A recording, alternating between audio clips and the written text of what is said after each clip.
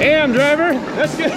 So is that the guy who goes and picks up all the bin and semis and shit? That's me. 16 tire grouping all the way in, and then with the snap of fingers. And this is what it looks like on a 10-foot spread.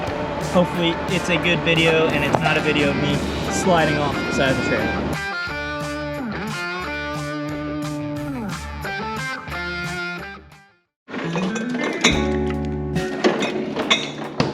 Morning, everybody. Let's head to the yard and see what the morning got for us.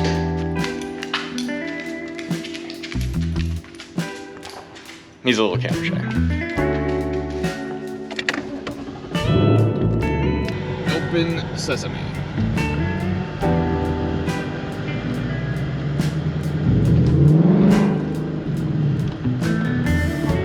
Alright, we're hopping straight into Truck 20, Black Pete, 3-axle.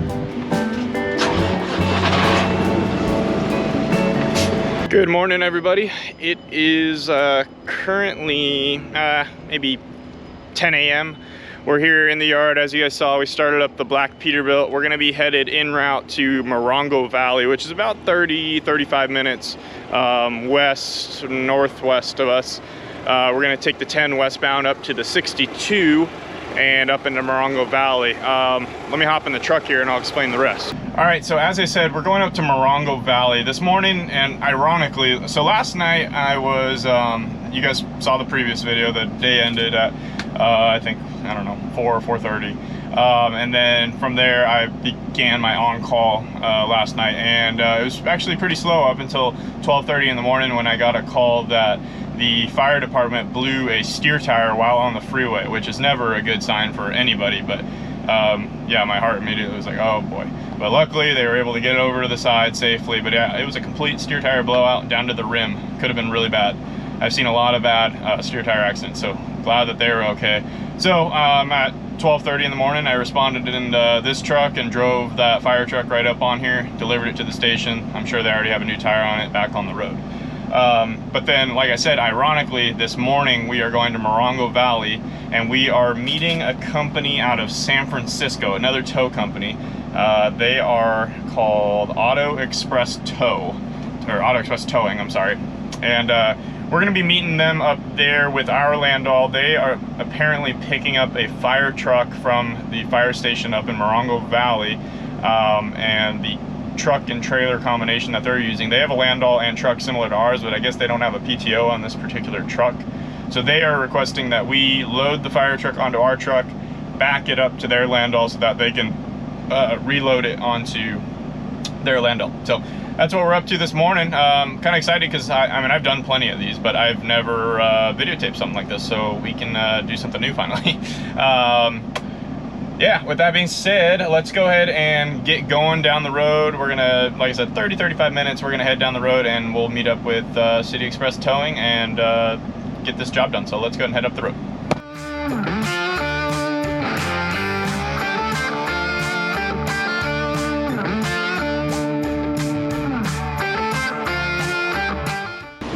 It appears we're in the right spot. Last night, Station 86 out of Indio blew a steer tire. I had to go save them up on the hill. They took them for a ride. It was scary.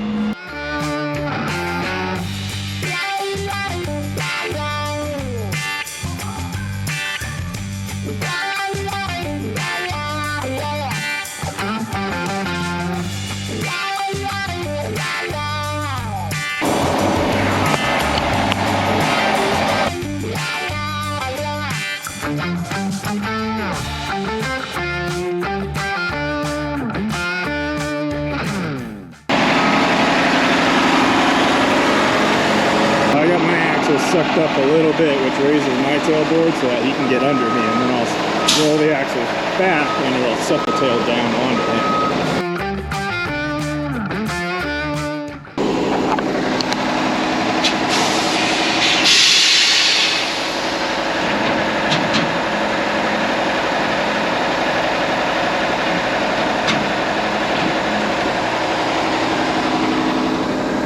AM driver, that's good. Perfect. You want me to drive it up so that way you can get it perfect so it's straight on the way back? Yeah. All right, cool. Yeah. Let me Yeah, do your thing. Let me ask you something. Okay. If we put the tail with tail like that, you think it will sink? No, I mean, I've done buses like this all the time. This is typically how we do it. But did you have a different idea? No, I was just wondering to see if I can put those supports underneath the trailers. Oh, okay. I don't know. I mean, it shouldn't, because you got the tires right here. Yeah. It shouldn't. I mean, this is how we transload buses off of spread axles all the time. Okay. But we can do it slow and just keep an eye on it. Gotcha. Do you need to move anything up here, or are you good? I'm just gonna move that. Okay, sounds good. I want to put all that all the way to the... Yep, I hear you. Okay.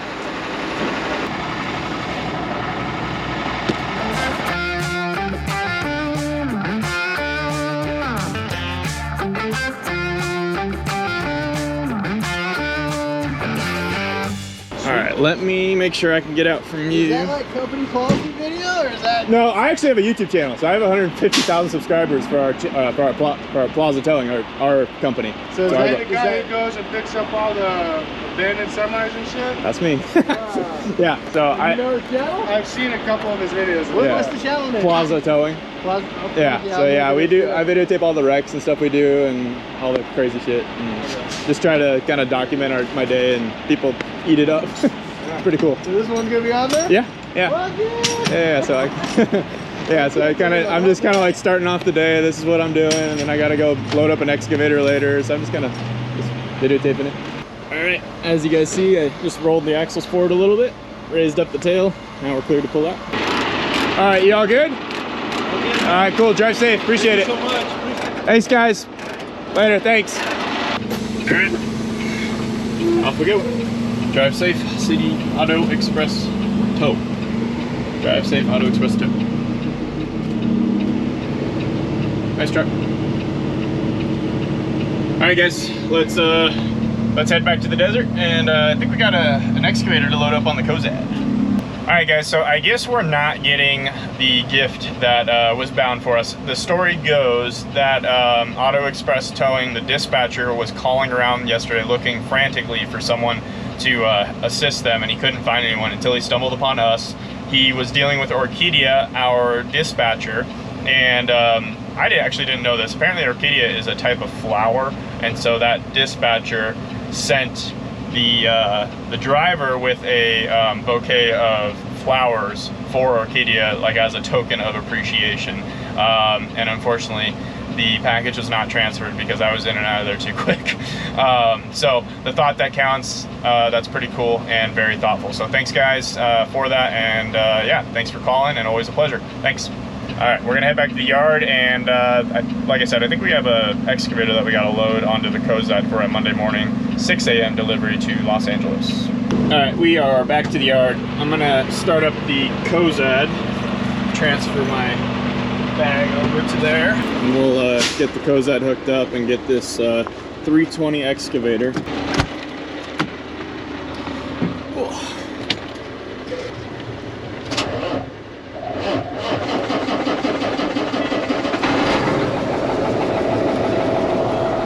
Bump up the idle a bit on this one.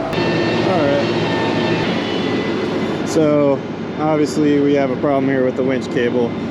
Daniel was winching up a car, and it started unraveling itself. So it probably had a pre-existing problem, and that luckily this is all it did. It started unraveling itself, and it didn't actually snap. So obviously this cable's out of commission, so we gotta go find a new one to replace it.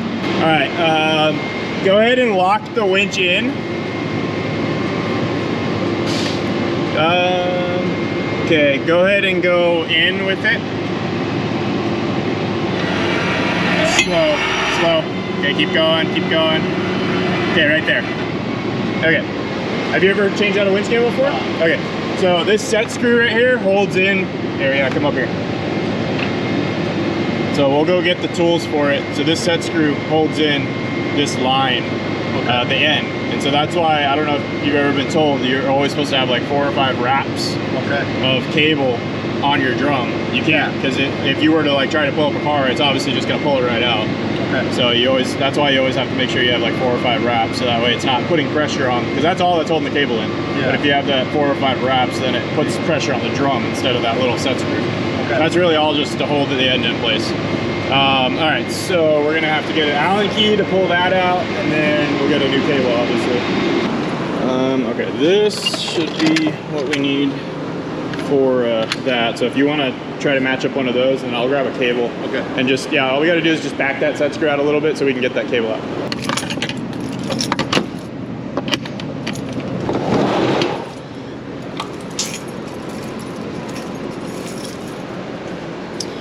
All right, cables all down there. Let's see which one we're gonna put on though. I think probably we should do one of these. These are the nicer ones with the self-locking hook that don't have a latch. I spent the extra money to get ones that don't have the latch like this. Is it? Yeah, perfect example. The latch breaks, so and then you're always replacing them. So if you spend a couple extra bucks to get the cables that are self-locking hooks, you don't have to constantly replace those latches. So luckily, I mean, it's part of the business. Obviously, the guys are supposed to be inspecting their equipment every day, and it's hard to say if that was a pre-existing, what the heck happened there? The whole gate got pushed. I don't know. Could have been an issue this morning that was missed, or could have just happened, and you never know, especially with winch cables. It's kind of weird. So luckily we got the replacement in stock. We got this truck back on the road real quick. All right, got it out? I got it. Okay, cool. So can you pull it out or no? We might have to go ahead and put the winch in free spool. Okay, and then you should just be able to pull it out.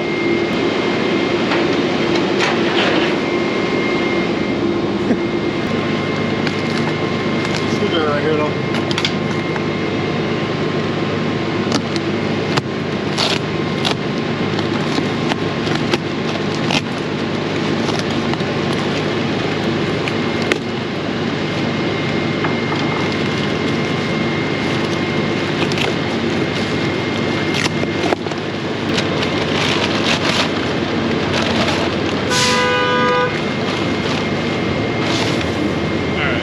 I do need a knife.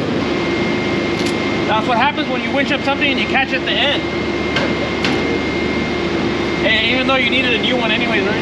Yeah, I'm glad it was this truck that it happened to. Yeah. I think this is the only truck that doesn't have that. At least the free line. I like this better, dude. I do too. That way you're not replacing those latches. Latches over and over and over and over. Yeah. Probably just grab the end. It should all come out.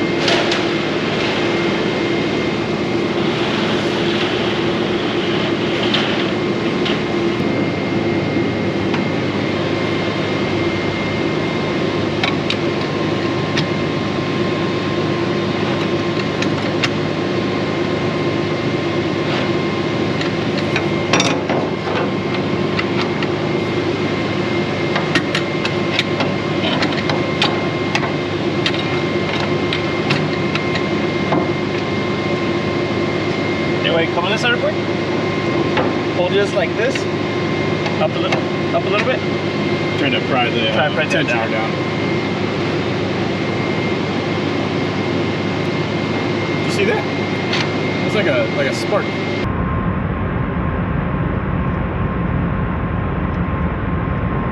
Not even joking.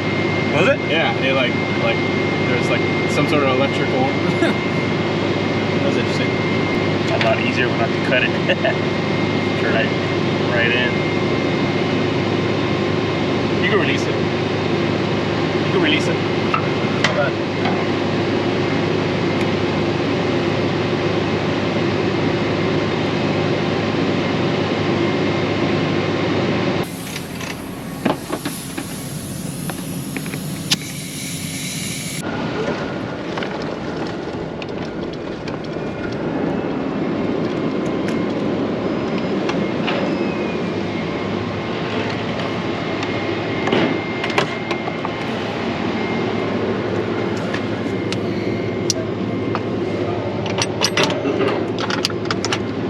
Basically, they're gonna get a couple wraps started without me putting any pressure on it, and then I'll be able to set the brakes on this thing. out? I think you have too much left on that end. Me? I think there's too much sticking out. From right here? Yeah, look at it. Stop.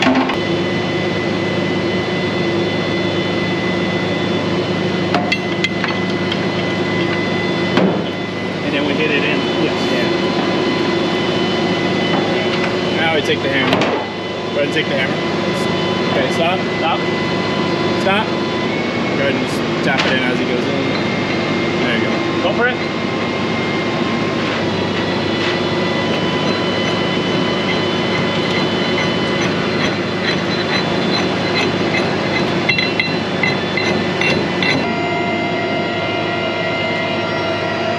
Alright, grab the hose out here. Hopefully the brakes didn't release.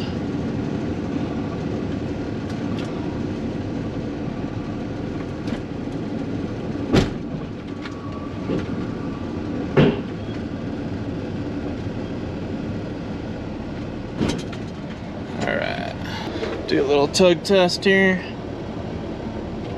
That's good.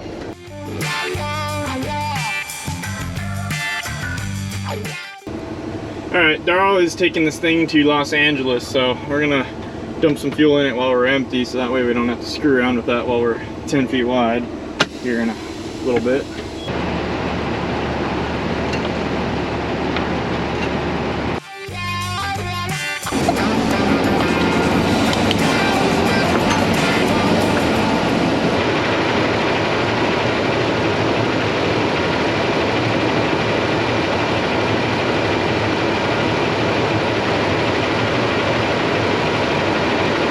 This particular trailer is a Cozad 16 tire Expando, and the Expando is in reference to, let's see what side it's in. I think it's in this hole right here. There is, yeah. If you guys can see, there's a valve right here that you pull, and that actuates a air-powered ram that spreads this 16 tire spread out to 10 feet wide, which allows us a 60,000 pound permit rating on this 16 tire grouping. So basically, kind of our rule of thumb is anything wider than 10 feet gets spread out to 10 feet. So I'm gonna put the oversized sign here as well, and then we'll go down the road here in a few minutes. This thing will be spread out. You got to go down the road and have it moving for it to pop out. But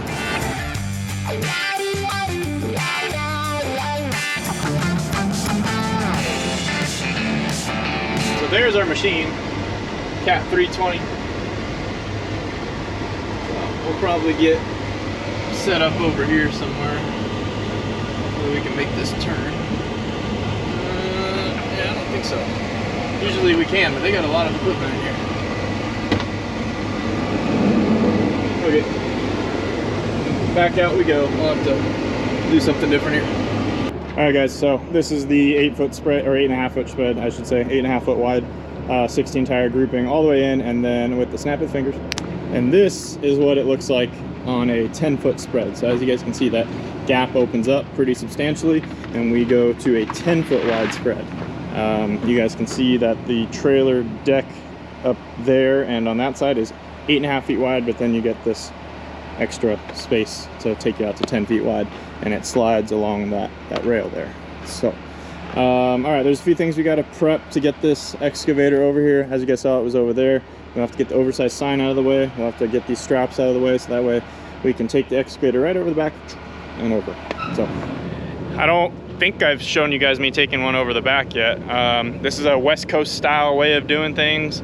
You East Coast guys, I'm sure, love it. So eat it up. Let's get this thing loaded.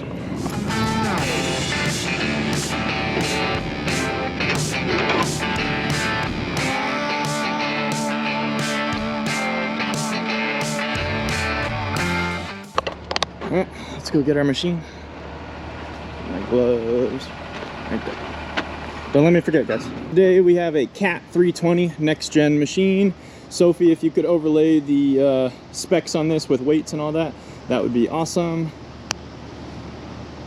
So anyway, this is a Cat 320 excavator. We got a decent sized bucket on it and a thumb.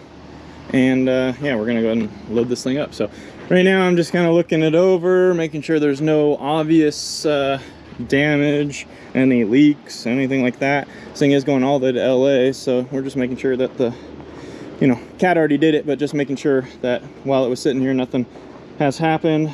We'll go ahead and get on our system here and take some pictures. All right, good enough for my house. Let's go ahead and climb on up. This is a next gen machine, so it probably doesn't require a key.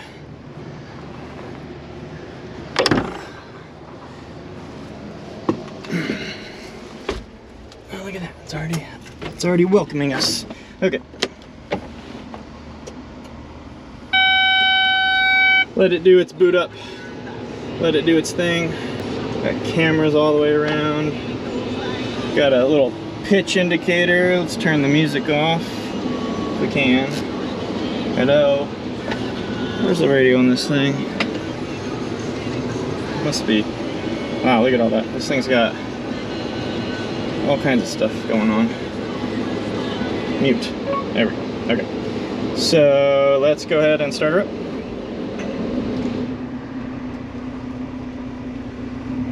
Alright, there it goes. That kind of worried me for a second. It said power D rate, but it said it just needed a second. So let's let it do its warm up.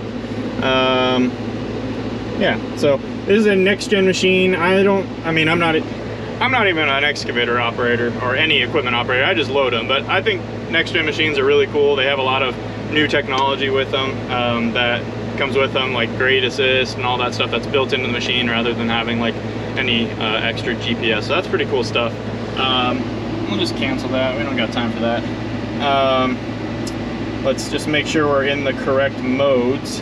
So at least for now we can go into rabbit mode, but once we get closer to the trailer we'll probably go into a turtle mode.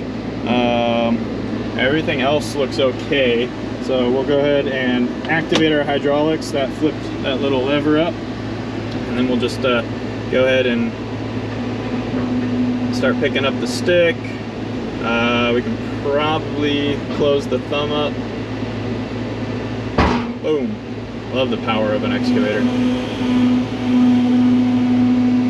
Go ahead and fold the bucket up. We can tuck this in. Let's see what we can do here. If it is an oversized bucket, it probably will hit. Yep, you can hit it.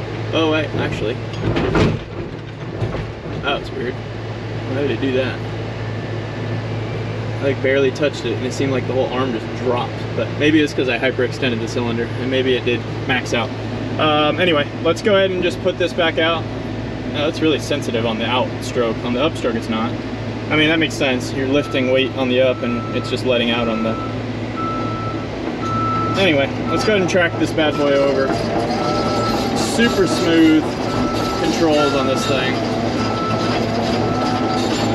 So we're just trying to make a nice sweeping turn so we don't tear up the ground too bad.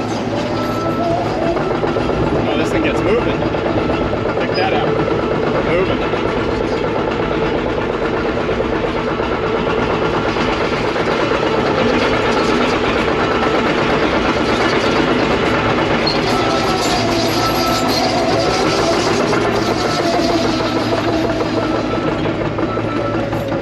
Alright, so I'm gonna do my very best to guess where center of this machine is gonna be. I'm gonna start by, let's go ahead and put this thing into turtle. I'm gonna start by lining myself up with that rail, see if that's a good starting point.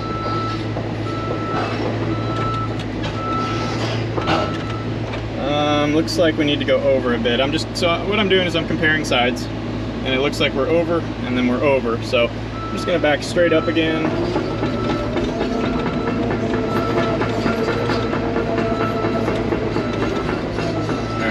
Take it over this way and back.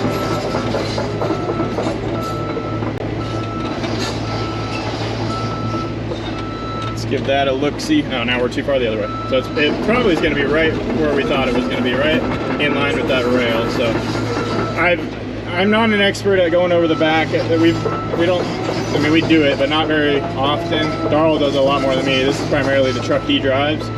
So, let's check the phone really quick.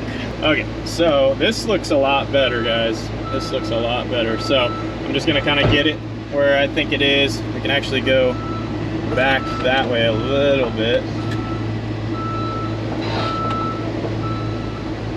Something like that. So as you guys can see, I'm in line with the rail here, and then same thing over there, I'm in line with the rail. So as I was saying, I don't typically drive this truck. I mean, I'm more than capable of doing it, but this is Darrell's show. Darrell like eats this stuff up. So when I get to do this, it's definitely a learning curve for me, but it's a challenge and it's awesome. But what I've noticed when going over the back like this, and just a forewarning, these trailers are designed and backed by the manufacturer to do this. So let's just get that out of the way, because I know a lot of my East Coast guys are gonna think that this is stupid and that we should be detaching. A lot of the areas that we deal with, we don't have the room to detach. So that's why you have to have a trailer capable of doing this. So with that being said, it is super important, I've noticed, to make sure that you are straight to start, because it's metal on metal. You're climbing up, and I'm gonna put the camera on the outside so you guys can see what I'm talking about. You're climbing up, and it's a pretty steep angle. It's kind of a hairy situation. Let's just put it that way. And so it's super important that you're straight and starting straight, so that way you don't have to do any corrections as you're climbing the deck, because you'll see I'll have this crazy angle.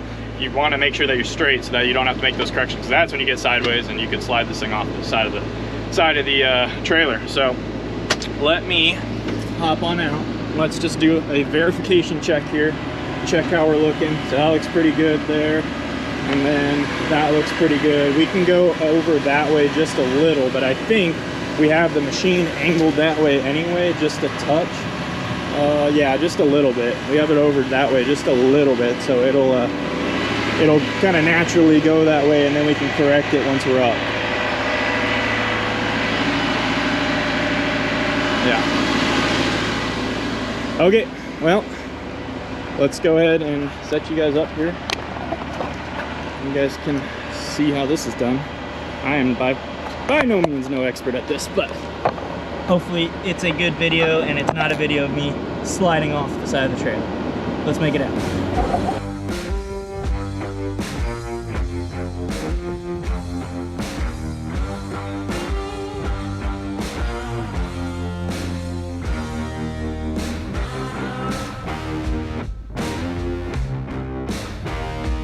All right, I just wanted to hop out and kind of give it a look, give it a, just look over and compare sides here and make sure that we're straight, which we are.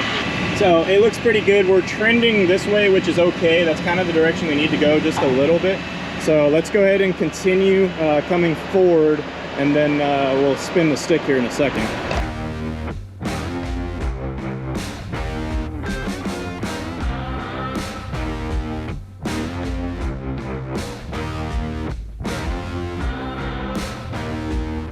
She is loaded up. I really don't care for the touchiness of the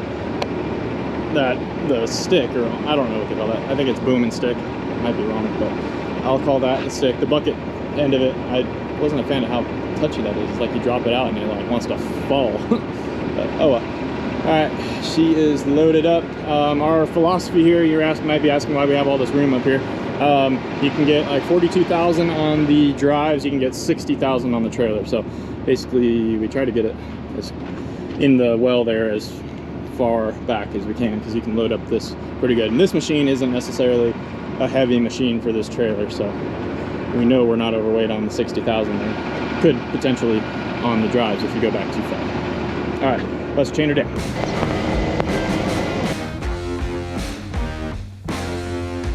Alright, so we got our chain over the track. Now we'll take our other end of the chain and we will go through the holes of the trailer here. Let's grab our oversized sign before we forget it.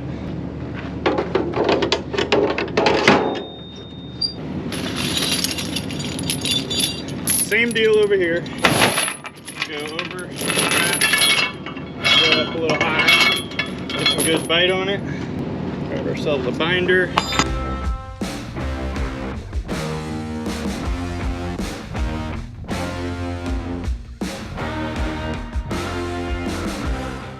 Alright, so this is our chain going across the bucket.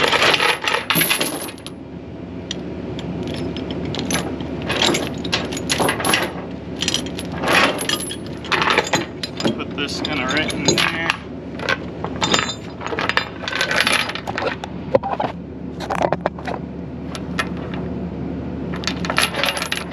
Pull all my slack through.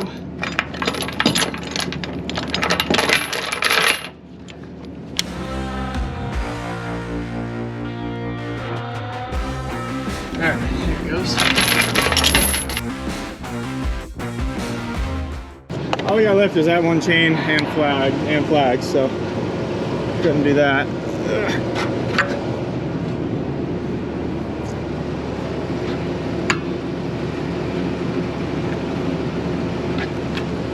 Okay, there's one flag.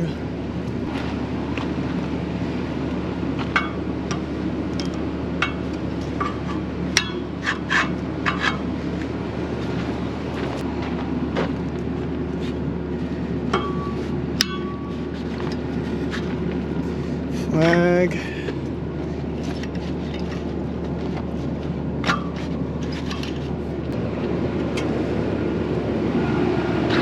Okay. What happened to the last chain that I had? Thought I grabbed one. Guess not.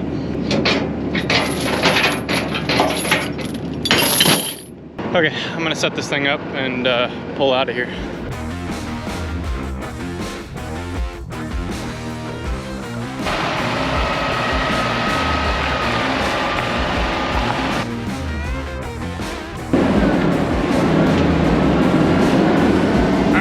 Here we go.